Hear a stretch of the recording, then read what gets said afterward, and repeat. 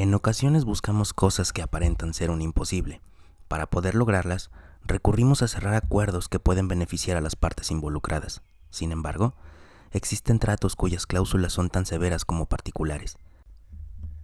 Dentro de las artes esotéricas, esta práctica de intercambios de intereses son muy comunes, desde ofrendas sencillas como el alcohol, comida o tabaco, hasta pagos espirituales cuyas cuotas deben de ser cubiertas sin objeción ni pretexto en el plazo estipulado, ya que los seres que hacen estos acuerdos no claudican hasta lograr su objetivo o ser expulsados por otra persona con dotes espiritistas.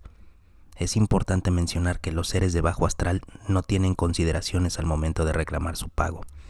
No hay medias tintas, ni hay plazos extendidos. Cerrar un trato con ellos es, como coloquialmente se dice, venderle tu alma al diablo, cuyas consecuencias siempre son devastadoras para quien se atreve a faltar a la palabra pactada. El precio por la avaricia suele ser muy alto.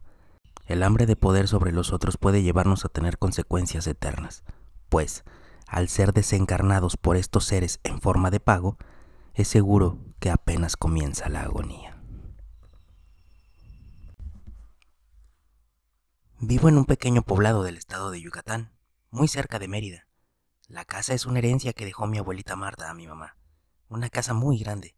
Al ser solo ella y yo, las únicas inquilinas, mi mamá decidió rentar los cuartos para personas que vacacionan o viajan con frecuencia a Mérida por trabajo, estudio u otros motivos. Claro, por un precio más cómodo que en la capital. Tantas historias han ocurrido en este lugar. Lo paranormal es algo cotidiano en estas tierras místicas de los aluches. Pero hubo un hecho que al día de hoy nos sigue helando la sangre a pesar de los años.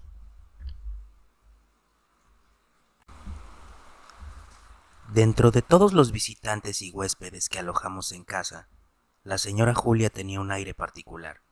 Una mujer de facciones duras, cabello cano y largo que contrastaba a su piel bronce. Usaba una suerte de collar hecho de un cáñamo grueso del cual colgaban colmillos, plumas, hilos rojos y un relicario. Era su posesión más preciada.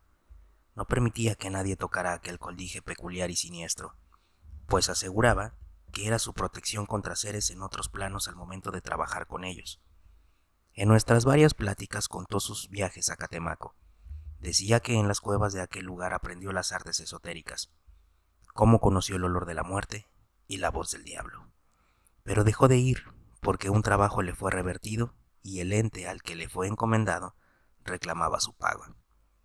La señora Julia había atado a un desencarnado a una joven para evitar que se casara y fuera feliz. Buscó su desdicha a toda costa. Truncaba sus aspiraciones laborales, económicas y afectivas por medio de este ser y uno más del plano, del bajo astral. Estos seres torturaban por las noches. Hacía escuchar su voz profunda entre risas y burlas. La pestilencia de su presencia inundaba a los presentes cuando venía su acto macabro. Objetos se movían solos, salían disparados contra la pared de la nada. Rasguños en los tejados, pasos uniformes y lentos, eran parte de sus recursos, hasta que esta chica acudió con una señora que logró deshacerse del putrefacto espectro y le fue devuelto a su emisor, en este caso, la señora Julia. Desde que ella llegó a la casa, un olor a carne podrida se percibe cerca de ella. Balbuceos casi guturales se escuchan a su alrededor. Una noche me levanté a tomar agua, pues los calores aquí son algo intensos. Cuando bajé los pies de la cama, sentí un aire helado atravesar mis dedos. Una sensación que congeló mi médula hasta mis manos. No pude moverme. Miré hacia abajo muy lentamente y puedo jurar que sentí el roce de unos dedos sobre mis tobillos. De no haber estado viendo, estaría segura que no era aire frío solamente. Al cabo de un momento me paré tan rápido que la cama se sacudió y casi me estrello sobre mi ropero. Me puse mis chanclas y caminé hacia la cocina. A mi andar sobre el pasillo podía sentir unos pasos detrás de mí. Para llegar de mi recámara a la cocina, era necesario cruzar un pasillo que conectaba todos los cuartos hacia la sala y cocina. Un recorrido extenso, rodeado de puertas cerradas, excepto una, la del cuarto de la señora Julia. Justo al llegar delante de su puerta, los pasos se dejaron de escuchar. Al asomarme, Vi a la señora sentada en una mecedora frente a su ventana. Se estaba balanceando muy suavemente y aparentemente fumando mientras emitía una risa casi ahogada. Me limité a decirle: «Buenas noches, señora». «Está fuerte el calor, ¿verdad?». A lo que ella respondió: Mi cuarto siempre está frío, mija. ¿Quieres venir a refrescarte? Reí discretamente y seguí mi camino. Al llegar a la cocina encuentro la luz encendida para entrar y descubrir a la señora Julia sentada en la mesa del comedor con una mirada aterrada y cansada. En ese momento me quedé sin habla. No entendía qué pasaba. Le dije: «Señora Julia, ¿está bien?». Ella volteó a verme para decirme: Estoy perdida. Mi amuleto se rompió y él viene por lo que le corresponde. Mi alma. Le pregunté que a quién se refería y solo decía: Al maligno. Está enojado y quiere su paga. «Entonces, ¿era él a quien vi sentado en su cuarto sobre la mecedora?». Entre sollozos me respondió que sí, que desde hace 2 días no la ha dejado dormir, comer ni vivir. En mis sueños puedo verlo en la mecedora riéndose de mí, apuntándome con esos largos dedos diciendo: Julia, te dijeron que dejaras las cosas así. Cumplí. Ahora quiero mi paga. Al cabo de 3 días, era evidente el desgaste en aquella señora. Dejó de ser la robusta, bragada mujer para convertirse en una desgarbada caricatura de ella misma. Su voz ronca y fuerte se hizo temerosa y casi muda. Su largo cabello era una interminable madeja de nudos. Su mirada perdida, cansada, denotaba un terror profundo.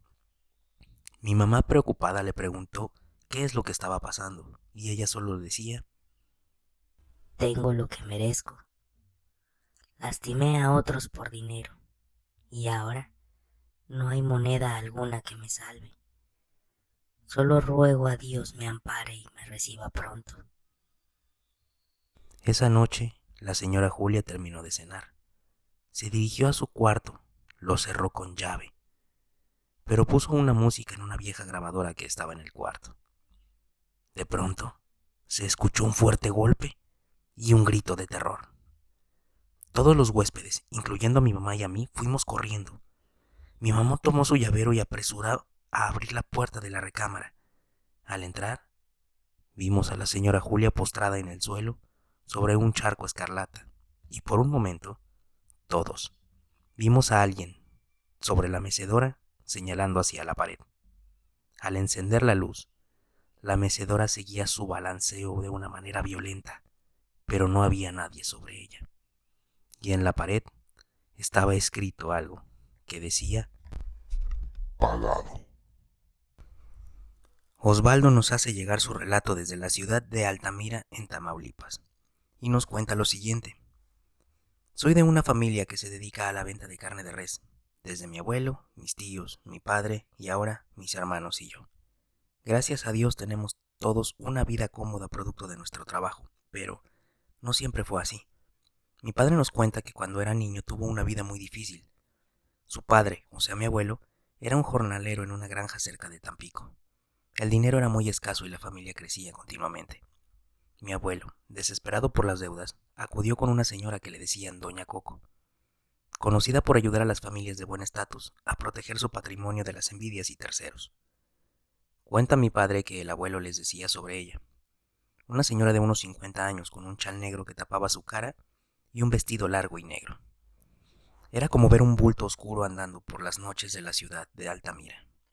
Nunca se veía de día, y siempre llevaba un rosario entre las manos al caminar por las calles. Mi abuelo, cansado y desesperado de las deudas, fue a visitarle.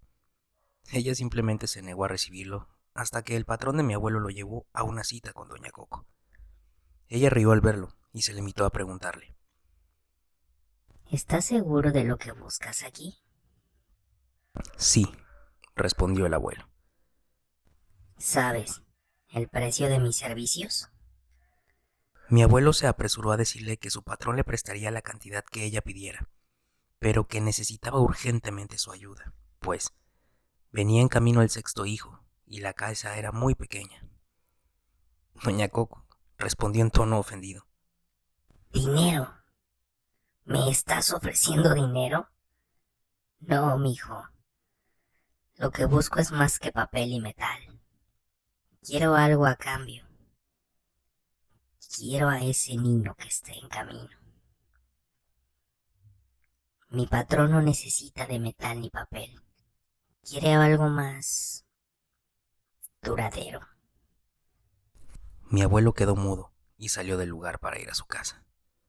Por varios días se limitó a pensar en qué podía hacer. Llegado el momento le contó a mi abuela y ella le dijo que faltaban casi 4 meses para que naciera el niño, que podía pedirle a la bruja hacer el trabajo y con el dinero se irían antes de que ella reclamara el pago. El abuelo lo dudó, pero aceptó y le dijo a doña Coco que haría el trato siempre y cuando viera resultados pronto. Ella, sin dudar, aseguró que en menos de un mes tendría los primeros resultados. Esa noche, dicen que una extraña mujer rondaba el panteón. Para los que son de Altamira, es en ese donde los brujos van y dejan sus amarres. Ya saben, el Benito Juárez. Mi papá dice que fue a mediados de enero.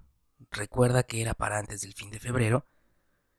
El abuelo llegó con 2 toros, de monta y unas reses a la casa. Empezó a rentar a los toros para crianza.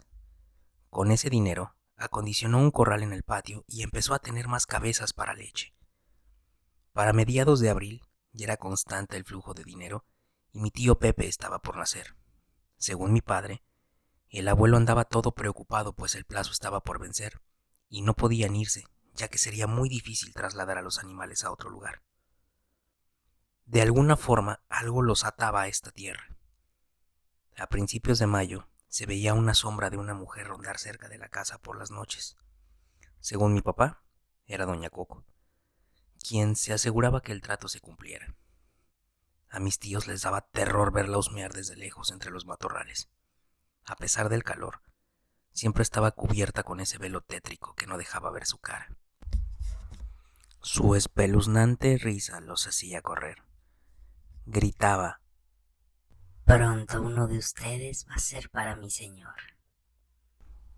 El abuelo desesperado le pidió ayuda al padre de la iglesia de Santiago Apóstol. Sí, la que fue construida con leche y nopal.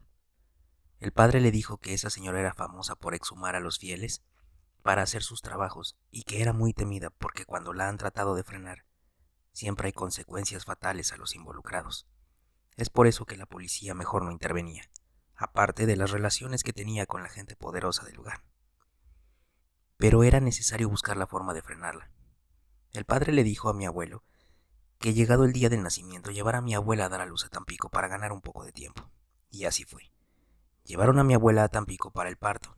Cuando nació mi tío Pepe, mi abuelo pidió que se quedaran unos días internados con la excusa de que mi abuela tenía fuertes dolores aún y que estaba bajo observación. Él iba de Altamira a Tampico todos los días porque mis tíos y mi papá estaban en su casa solos. Una noche que estaba llegando a su casa, vio una sombra cerca de la entrada. Era doña Coco, quien muy enojada le dijo: «Tienes 2 días para cumplir con tu parte, o si no, me voy a cobrar con otros 2 de tus hijos». Antes de irse, aventó algo al suelo con un fuerte olor a podrido y un puñado de tierra. Dice mi padre que el abuelo entró a la casa blanco y callado, con la mirada perdida y los ojos cristalinos. Entró a su recámara y escuchaban el llanto de aquel ranchero irrompible. La casa tenía un aire diferente. Una sombra se veía de reojo deambular por la casa. Las cosas parecían moverse solas. Ese olor a podrido se sentía por todos lados, excepto fuera de la casa. Unos gruñidos los despertaban en las noches. En este punto, mi papá comienza a llorar y me dice: «La segunda noche, entré al baño por la madrugada. No estoy muy seguro de la hora, pero era muy tarde. Todo estaba en silencio. Cuando entró al baño, siento la puerta cerrarse de golpe y un aire frío en la nuca. Ese olor a podrido se hizo muy fuerte y un sonido de algo arrastrándose por el piso como una serpiente. Una voz me dijo, Eres mío. seguido de una carcajada. Mi papá se sienta a llorar. Dice que jamás ha tenido tanto miedo como ese día. Dice que gritó tan fuerte como pudo y mi abuelo corrió a verle. Cuando entró, encontró a mi papá abrazando sus rodillas contra su pecho, en un rincón llorando desconsoladamente. Mi abuelo, lleno de rabia, salió en busca de doña Coco. Dicen los que estuvieron cerca que el abuelo llegó al lugar, cerca de la zona del famoso bebé de los matorrales aquí en Altamira, a gritar el nombre de la señora Coco y a pedirle que dejara a su familia en paz, que se cobrara con él y que dejara a los niños en paz. A lo que la bruja solo le respondió, Un trato es un trato y no se pueden romper. mi padre nos cuenta que el abuelo se fue directo con el padre para pedir ayuda. El padre le dijo que debía bautizar a mi tío Pepe enseguida, para que no pudiera ser reclamado por nadie, ya que había sido consagrado a Dios, y que no se preocupara por los demás niños, ya que estaban bautizados y no le serían útiles por la misma razón. Sin perder tiempo se fueron directo al hospital por mi abuela, y al llegar, el padre bautizó a mi tío Pepe. Después de eso se fueron a su casa, y estando ahí, estaba esa pequeña figura negra escondida entre el paraje, a la espera de ver al niño. Mi papá asegura que cuando la abuela entró con mi tío en brazos, se escuchó un fuerte grito de furia por todo el lugar. Se sintió un aire gélido dentro de la casa y notaron una voz algo fuerte para ser de una mujer diciendo, Vas a pagar de una u otra forma. Mi tío y el padre salieron para ver de dónde venía el grito, pero no se veía nadie. El abuelo se fue corriendo para ver a su expatrón para preguntarle cómo había pagado su deuda con la señora Coco. No sabemos qué le respondió porque el abuelo jamás habló de ello. Incluso las veces que nosotros le preguntamos, nos decía que había cosas que son mejor olvidar. El abuelo regresó con el padre y acordaron ir a ver a la señora Coco a su casa. Dice que al llegar estaba todo oscuro y callado. Tocaron la puerta en repetidas ocasiones, pero nadie contestó. Al cabo de unos minutos, la señora abrió la puerta y les dijo que se largaran si no llevaban el pago. La señora tenía su velo negro y su rosario en la mano. El padre se percató que el rosario tenía una cruz invertida. Le dijo que era una ofensa a Dios y que no iba a permitirle dañar a nadie. La mujer solamente se rió de manera profunda y entró a la casa. Mi abuelo y el padre entraron detrás de ella para encontrarse con una mujer de edad avanzada y sin vida sobre una vieja silla. Un olor nauseabundo dejó en evidencia los varios días que tenía el cuerpo abandonado. Al fondo de la casa encontraron un altar con extraños símbolos y velas negras. La señora yacía con una mueca de terror en la cara y su rosario roto esparcido sobre el suelo. Al parecer, el trato había expirado y el ente buscaba su pago. La avaricia, la envidia, los celos y la desesperación pueden orillarnos a buscar ayuda de seres oscuros que prometen satisfacer deseos o necesidades. Sin embargo, nunca debemos olvidar que la maldad es maldad y jamás verá la forma de ayudar. Procura lidiar con tus problemas y contratiempos por ti mismo o bien busca la ayuda de tus seres queridos. No des señales de desesperación por algo, ya que vas a atraer a esos seres del bajo astral que se van a aprovechar de tu vulnerabilidad para cobrarte algo mucho más preciado que papel y metal. Recuerda que puedes dejarnos tu relato al correo de la descripción. Te recuerdo, yo soy Samael, y no le digas nunca el nombre de estos entes a la oscuridad, mucho menos al caer la noche.